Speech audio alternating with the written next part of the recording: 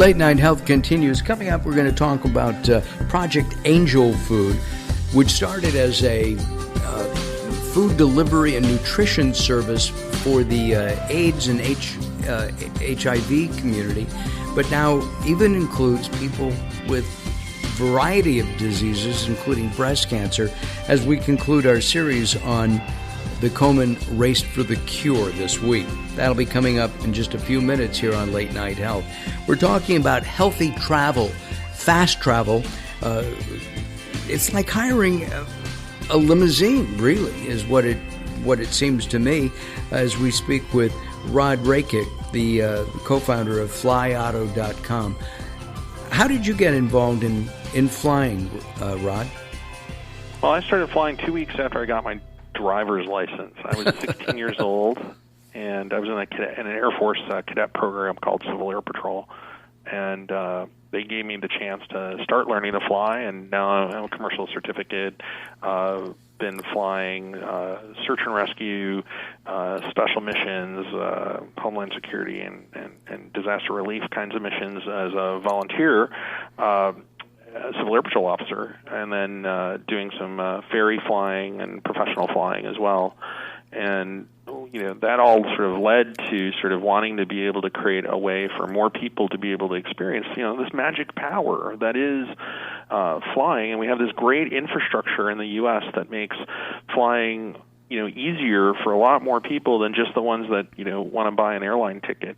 NASA tells us that we've actually slowed down by 20%. It actually takes 20% more time to get from point to point because of the congestion at major hub airports and on the highways than it did in 1980. It's not because we're driving any slower or because the airplanes fly any slower. It's we have more people. The congestion, more people. And they tell us in 10 years that the congestion that you see, the kind of the craziness at the airport that you see on Thanksgiving weekend, that'll be every day.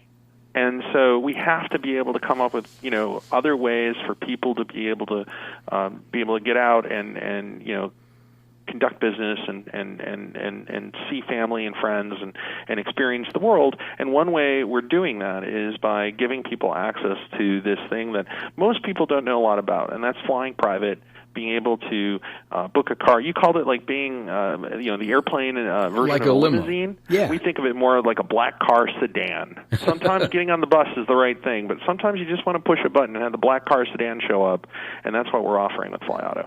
So I could actually fly from Camarillo to the Santa Monica airport if I had to. Skip the traffic. Absolutely. It's crazy to me that there's no commercial flight from Las Vegas to Palm Springs, right? You have to change planes in LA. Right? And that's a trip that we do all the time. If you want to fly out to, the island and, check out Avalon for the day, we can sort of make that happen. It doesn't have to be super expensive. You get to pick the right size airplane for your party and pick the speed and, which of course affects the cost.